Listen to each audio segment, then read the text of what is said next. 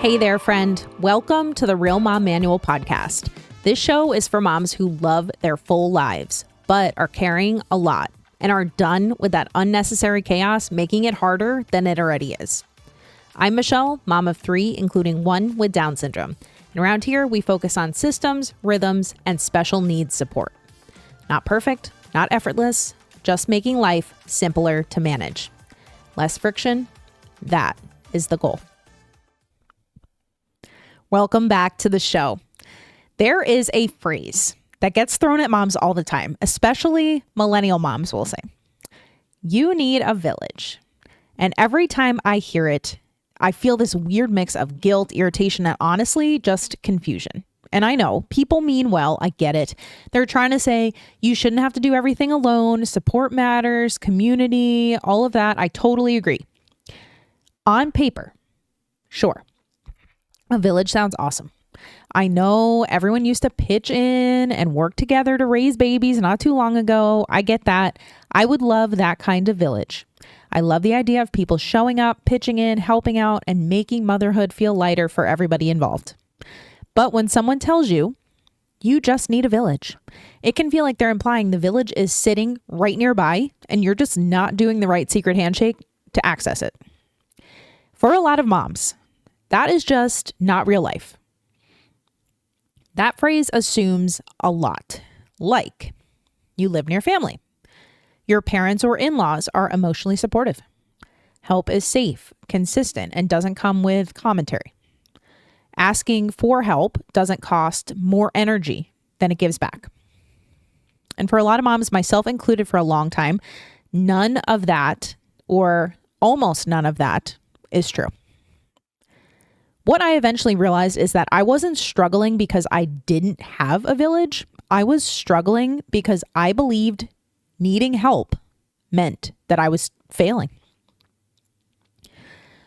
I grew up with the belief, and maybe you did too, that capable women push through. You don't complain. You don't ask for help unless it's absolutely necessary. If you want something done right, you just do it yourself. So even when help technically existed, I didn't feel like it was maybe available to me. It felt loaded, we'll say. Asking meant owing. It meant explaining. It meant managing someone else's feelings on top of my own exhaustion. So I just didn't ask. And then people would say, "You just need more support." And I think, okay, from where? And also, at what cost? That disconnect lived in me for years. And it still does sometimes. Here is the part, though, nobody says out loud. Just ask for help only works when help exists, help is safe, help is reliable, and help doesn't come with strings attached. And for a lot of moms, asking for help means fielding opinions, adjusting boundaries, lowering standards to avoid conflict, or feeling guilty afterward. That is not support. That's more labor you don't need. When you're already maxed out, advice that assumes invisible safety nets doesn't empower you. It quietly makes you feel like you're doing something wrong. This episode is not anti-family, friends, or community. It's anti-pretending help is simple, when unfortunately, it's just not. You don't need a village as a concept, we'll say. You need a plan instead. Not because you should do it all, because the plan is how you stop carrying the whole thing alone. So a little bit about our background. Andrew, my husband, and I moved out west almost 8 years ago, actually now. We did not have any kids yet. It was exciting. A little chaotic, we'll figure it out. What we did not have was family nearby. At the time, we actually moved outside of Las Vegas. We were there for almost a year, and then we moved down to the Phoenix area. And my husband's grandma was the only relative who lived near us, probably about 20 minutes away. She was wonderful, a fun, awesome lady, but she also was older and had health issues, and she was unable to watch a baby alone. So when we had our first child, it was us.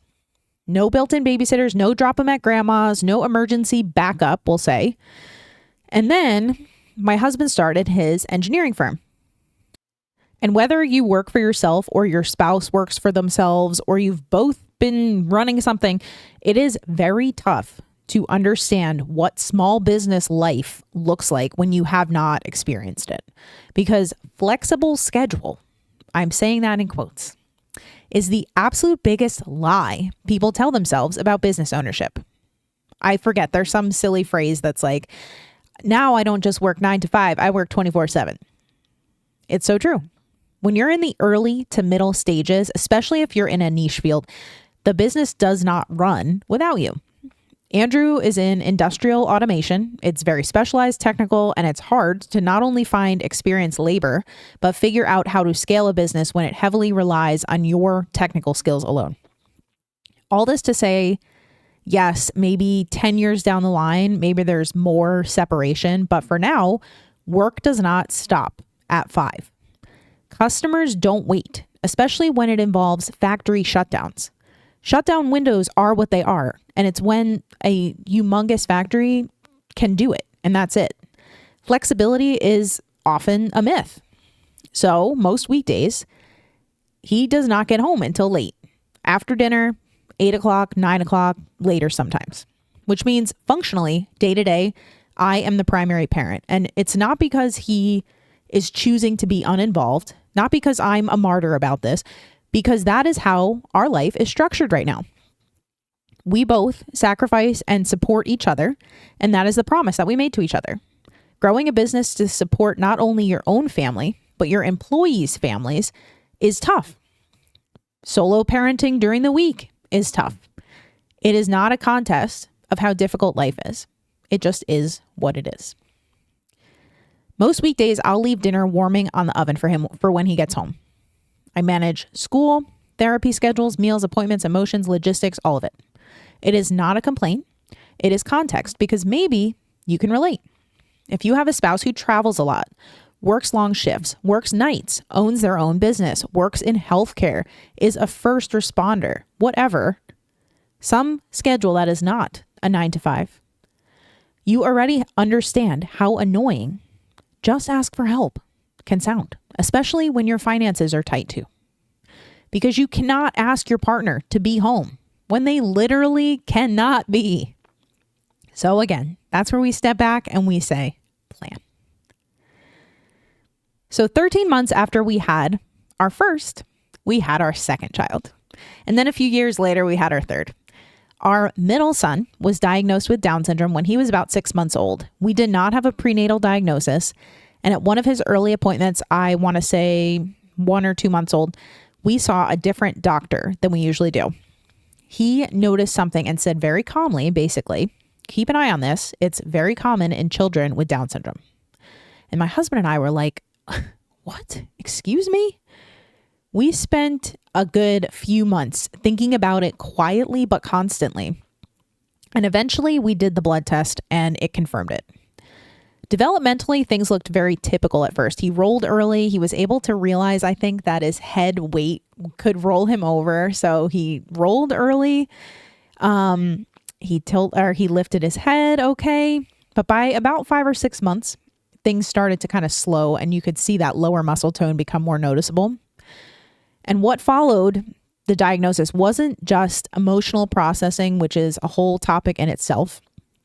It was logistics too. Therapies, evaluations, paperwork, acronyms, appointments, an entire second job layered on top of regular parenting. And this is where the village narrative really broke for me. Because sometimes it's not about needing more people, it's about needing structure. Because sometimes it's just you and your spouse. Sometimes you don't get to opt out. Sometimes you're doing the math every day, how do we cover all of the needs here? For example, my daughter's dance recital last year, we had 2 nights. They were long shows and it was not realistic to take a 5-month-old baby and a child who struggles to sit for long periods of time, which honestly is any kid, right? So my husband and I tag teamed. One night he went, I stayed home. The next night we switched. It wasn't glamorous, not aesthetic, but it worked. And I think having to do that was another big push for me to really set myself up with a realistic plan. The thing is, people say millennial moms don't want a village and they don't want to be that village for others, but I do not think that is true at all.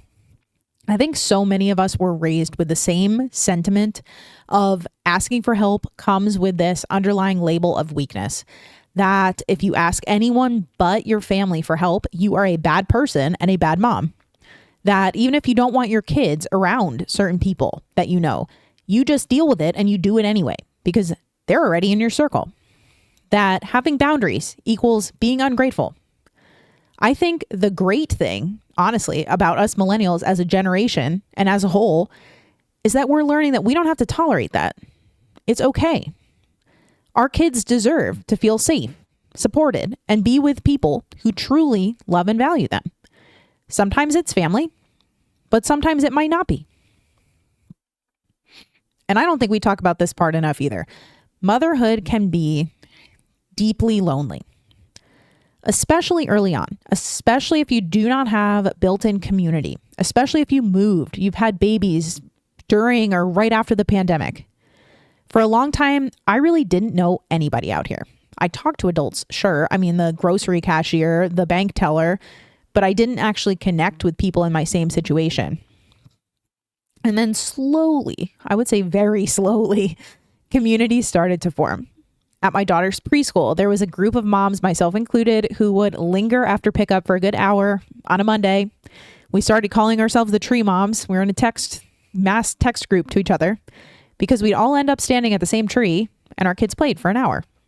Nothing formal, nothing deep, just proximity. When we were expecting our third baby, those moms showed up for us.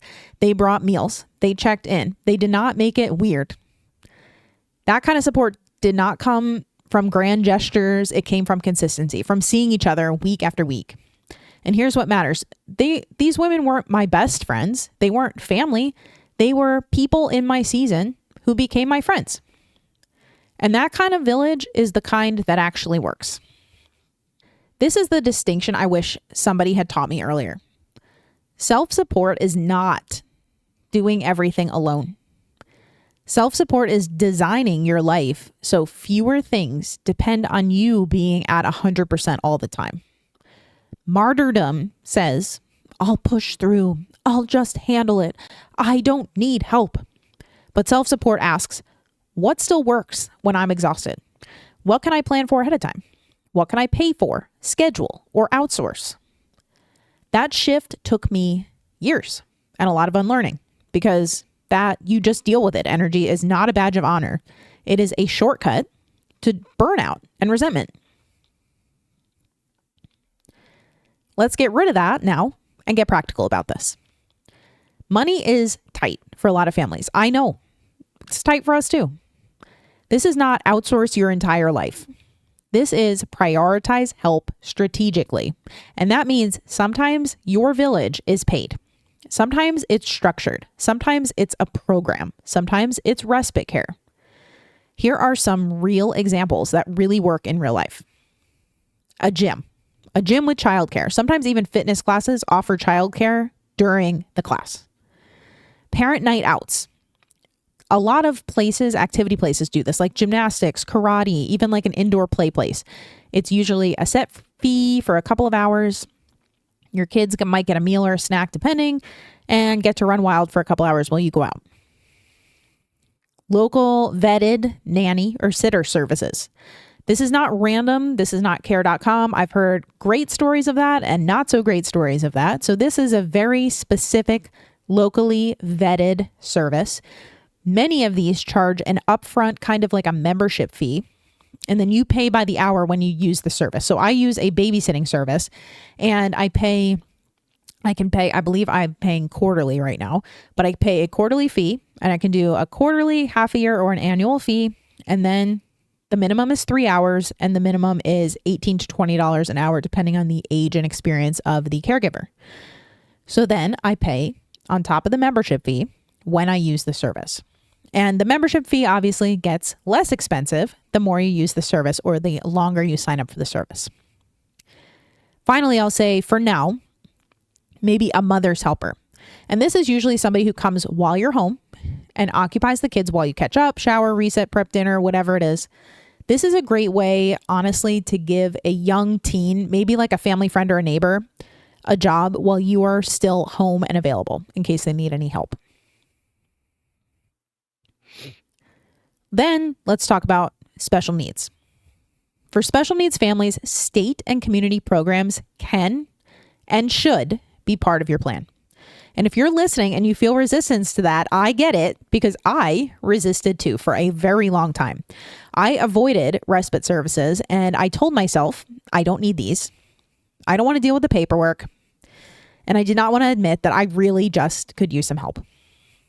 It took over a year, including multiple denials, a lot of waiting, frustration before it finally came together.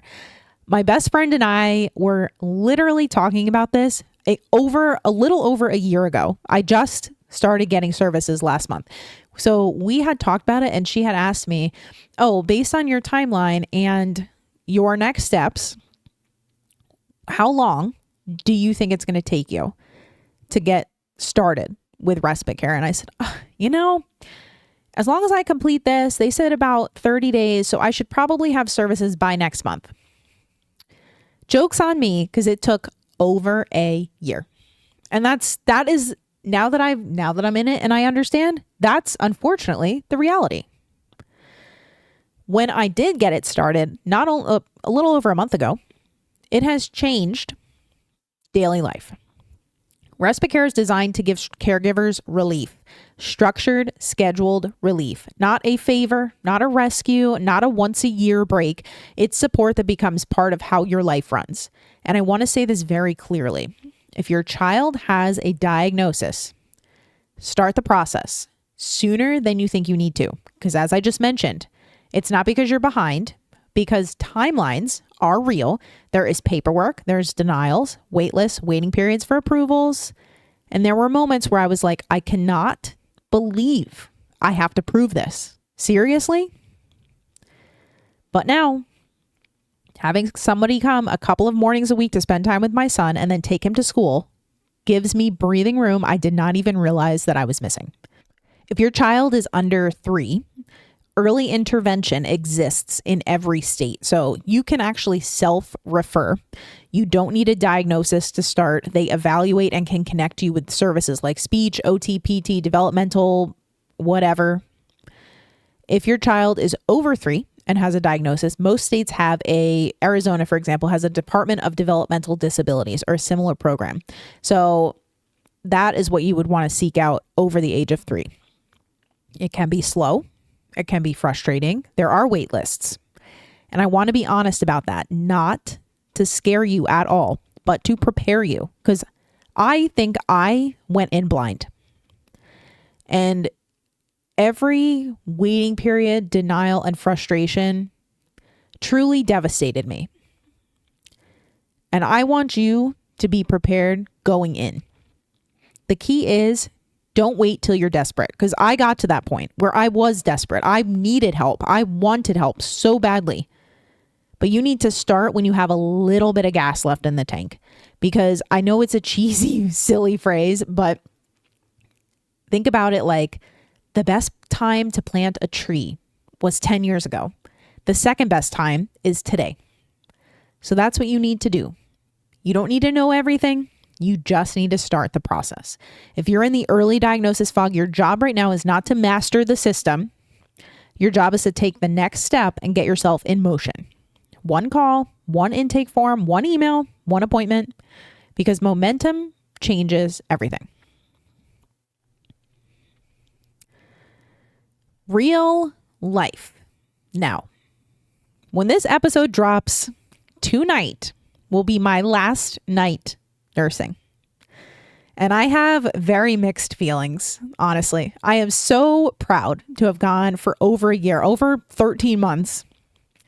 At 6 months, I was like, I cannot do this for 6 more months. There's no way I'm doing this for a year. And then somehow you blink and you're here. I'm ready though. I am ready to open the next chapter and close this one. And I'm also doing it practically. I got to grab some sunflower lectin. I think that's how you even say it. I don't even know, but it works because it helped me with clogged ducts before and when I had mastitis with my first. I'm not trying to be dramatic about weaning or overcomplicate it. I want to be smart about it. That's kind of the point of the whole show here.